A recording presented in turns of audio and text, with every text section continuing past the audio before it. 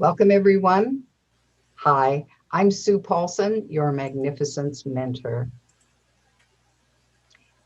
It's Friday again, and here we are back. My apologies for being late with the live stream today.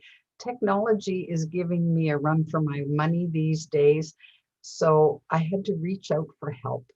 Thank goodness for those who know more than I do about the whole technology thing. So here I am today with my tea. And of course, you, my magnificent friends. Last week, we talked about desire. And we talked about how desire was the fuel that you need to build and then begin to activate. So something that you're focusing on that you really, really want. So I like to call it your heart's desire. Now, today, let's take this one step further because it's great to have desires. And I encourage you, I hope since last week you've made a list of some of the things that you really desire for 2021. Now, isn't it interesting how, as soon as we express a desire or focus on a desire, it doesn't take long before a little voice starts. You know, that little voice that we call the ego that is there for a distinct purpose. I mean, we're hardwired, and the ego is hardwired into us to keep us safe, to keep us feeling comfortable, to make sure that there's no danger around us. So when we think about a desire, especially a big one that's outside of our normal comfort zone, maybe we have a job that well, we kind of like it and it's okay, but it's not really where we want to be or what we want to do. Maybe we're in a lifestyle scenario that's sort of working, but not quite. But we're comfortable, right? We've. I mean, we can be happy in our unhappiness and comfortable in our discomfort. The ego kind of likes that because it's normal, right? So, so the ego might jump in and say, "No, no, no. I know." Here's the conversation that goes in my head. Now, Sue, don't you be thinking those thoughts. I mean, that desire is way, way beyond what's good for you. And I don't think you should do that. No, no, no, no, no, no, no, no. What about? And then it starts to give me all the what abouts, the little, I call them yabbits, yeah, but what if you fail? What if it doesn't work? What if you spend money and then you lose it all? What if? And it's hopping in my mind. And if that ego is persistent enough, then I might just say, well, it's kind of a nice idea, but, and then we slide back and I might just let it go and just say, well, it's one of those longed for wishes, but it'll never happen. And I guess I better just be content with where I am. So we settle, right? Well, the ego is just doing its job, and your soul's job is to override that ego and say, now, ego. So one of the things you might do is give your ego a job. Say to your ego, okay, ego, your job here, I want this and I'm going for it. Your job is to find a way to help me do this easily with as much comfort as possible. Go do some research and then just send it off and make it go do another task. And it will. Now it'll come back in and just are you sure? Are you sure? Fair enough. You've lived with your ego all your life, just as I've lived with my ego all my life, and we're pretty well acquainted now. And so sometimes the ego needs soothing to say, you know what, it's okay. There's no tigers in that forest. we're going to be fine. We're just going to do this together, and we're going to take it easy, step by step. Don't freak out. It's okay. This is what I want. And this is where we're going, and you'll like it. I promise. So we have that job as part of wanting to take action on any heart's desire.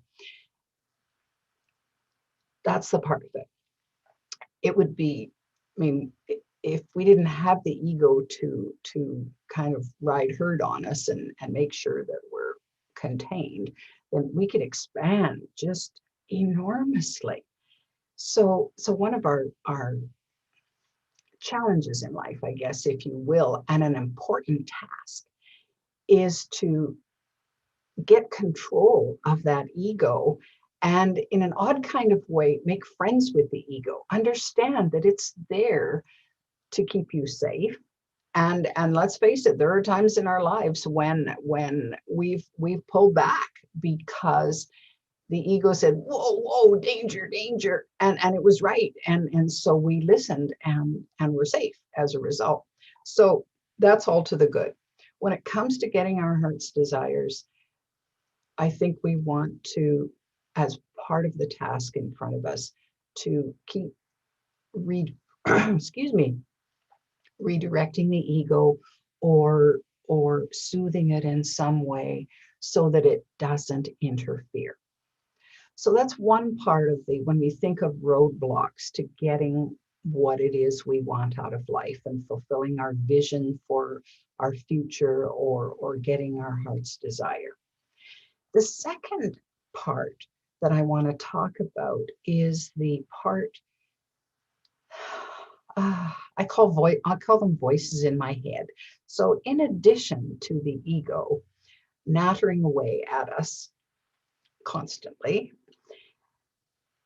maybe we have voices from the past that poke away at us and say, well, actually, I don't think you're smart enough, bright enough, brave enough, worthy enough to achieve that or to have that. So why would you have that?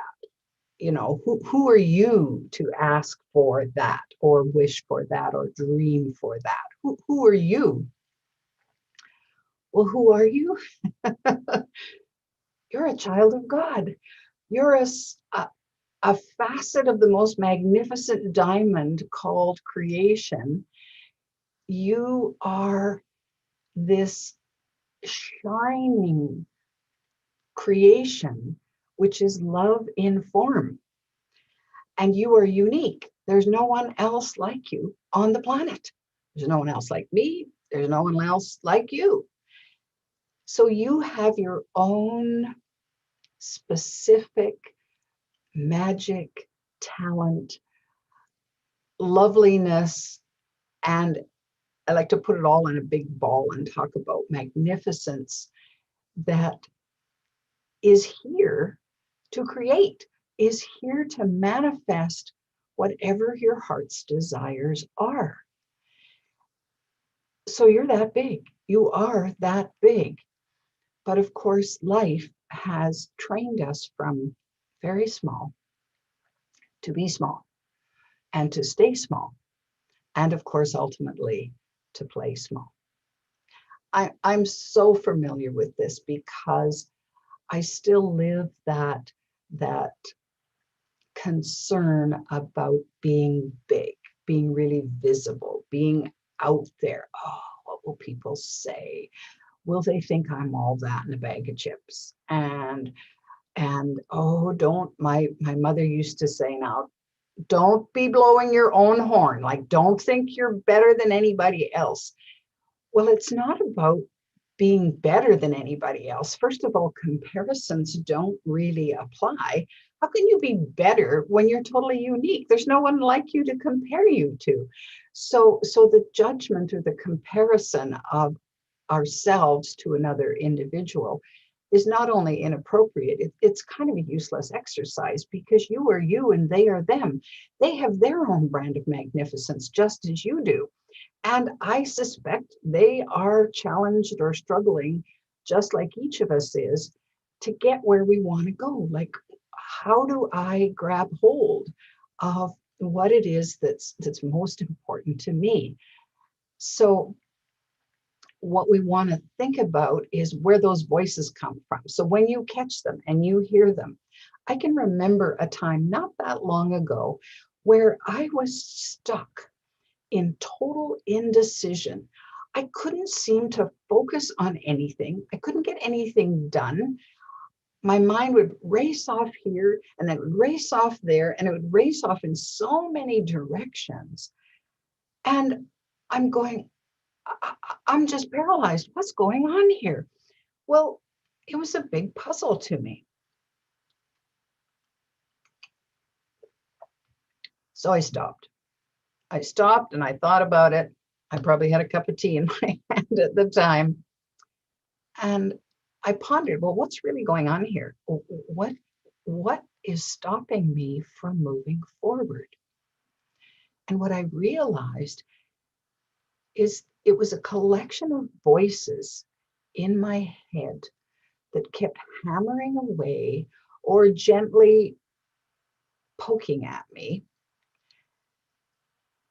to have me believe that I was less than I really am, to have me look at myself and life or keep reinforcing that my sense of self-worth shouldn't be high. I shouldn't value myself the way I was, because after all, who was I really? So there was this attempt to keep me in a box. Well, I got angry. I was really angry at all these voices, just like water on rock, just wearing me down and wearing me down and wearing me down. And I'm thinking, most of these people are long dead, first of all. So why are they interfering? And secondly, they're not paying my bills either. I am. I'm looking after my life. I'm in charge of my life. So what's going on here? So I went on a campaign, a kind of a concerted effort to stop the voices. And every time they would interfere, I would just say, no, no, and I'd think about something else. So you may or may not have noticed that it's not possible to think a negative thought and a positive thought at the same time. So if your mind is totally absorbed by the negativity, you can stop it just then, and maybe you need some kind of an interrupter. You can start to laugh and say, there's those voices again. They're trying to interfere with me. No, no, no, no, no. What can I think that's more positive? So one of the things you can think, and right in that second, is, okay, what am I grateful for right in this instant? And start thinking of all the things you're grateful for. List them off, write them down if it helps. Because I found that when I switch from fear, worry, or whatever those voices are pushing at me as far as thoughts and emotions, when I switch into gratitude, they just stop talking, because there's no room for them, because I'm all of a sudden I'm focused on gratitude. So that's one way that you can do that. And it's a repetitive exercise. You may find yourself having to do it again and again and again. It probably took me, if I had to guess, I would say a good solid 3 weeks before the voices got less and less and less. It's not that they're not there anymore. It's just that they've realized that I've stopped listening, that I'm only listening to my own voice most of the time. And of course, it's as if they look for ways, and the ego looks for ways to just sneak in when you're not paying attention. And so I find myself repeating that activity every now and again and saying, whoa, whoa, whoa, whoa, hold the phone here. Stop talking. I'm running the show now. Just sit back, relax, and watch what happens next because it's going to be fun. And that's what I do. The other, you can do a little mantra too. And one of the mantras that I came across came from this book I'm involved in right now called The Way of Mastery. And here's the mantra. It's 3 parts. It goes, I am loved, I am loving, I am lovable forever. So it's just a repetition, just ongoing. I am loving, I am loved, I am loving, I am lovable forever. Because of course you are, from whatever you call that higher power, your creator, God, Allah, Buddha, whatever source, whatever label that you put on that all-encompassing being who created us, that's what's coming from them all the time, constantly, that we are loved. And as source in human form, we are loving and we are lovable forever. So I just keep repeating that and repeating that. And after a little while, things open up, things ease, and then I'm able to refocus on what's important to me. So there's a couple of the roadblocks that nag at us. And of course, why do they nag at us? Because of the fear.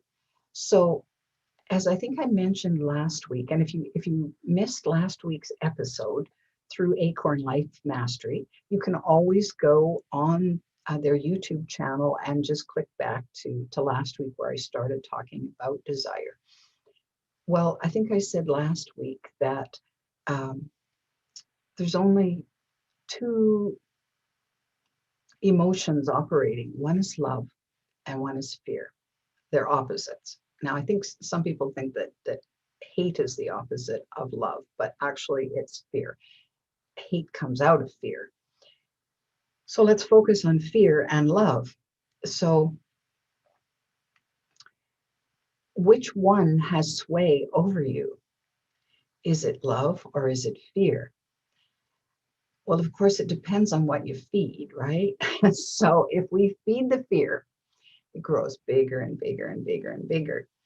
But if we switch and we stop feeding fear and we start feeding love and say, I love myself enough to give myself the gift of working towards my heart's desire, then that will grow. And it might start this big. It might be, well, I think I love myself enough to. I might love myself enough to, or maybe it's, I wish I loved myself enough to. Well, it's still focusing on love. I wish I loved myself enough to be able to get where I want to go. Well, maybe I love myself enough. Well, maybe I'm strong enough. What if I'm strong enough? What if I love myself that much? What if I love the idea of doing what I want to do enough to get me past the fear?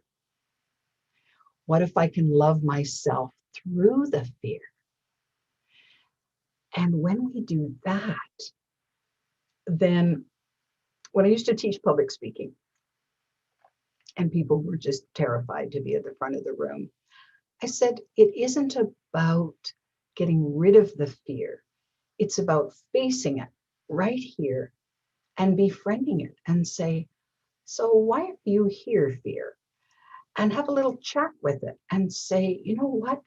I'm gonna put in everything that I can think of, and you can contribute to making us as safe as possible in this. We are safe. As magnificent beings, we are safe. And we know enough to put in any safeguards that will help us move along the path. That's why being in a community of like-minded people is so helpful, because when we're a little bit hesitant, or we're shy, or we don't quite know what to do next, or we're too scared to even try something, then we go into a community of people who maybe are way up when we're way down. And then they help bring us up. They help pull us up and get us to the place where we go the next step and the next step and the next step and the next step. Wherever you are, somebody out there has been there, and they move beyond that. So those are the people that we look to. Okay, help me out here. So this morning, for the second week in a row, I had to reach out to Pamela in my Acorn community here and say, I can't get the technology to work. Well, of course, it's operator error. I'm a little bit intimidated by technology from time to time. And so I thought I had all the steps, and it turned out that I didn't.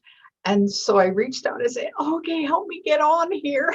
And so even though we were late getting on, which really bothers me to be late, but we came on. And so bless her for being there for me and to help me out. So that's the kind of thing that we look for. We don't have to do it alone. And quite honestly, we aren't doing it alone. When we reach for our heart's desires, there's a lot of people that are involved. Some we know, some we don't know. Some are way in behind the scenes that are just quietly helping you, supporting you, whether it's sending you loving thoughts and, oh, I hope they get this done, or I hope they're able to achieve this, or whatever. They want the best for us.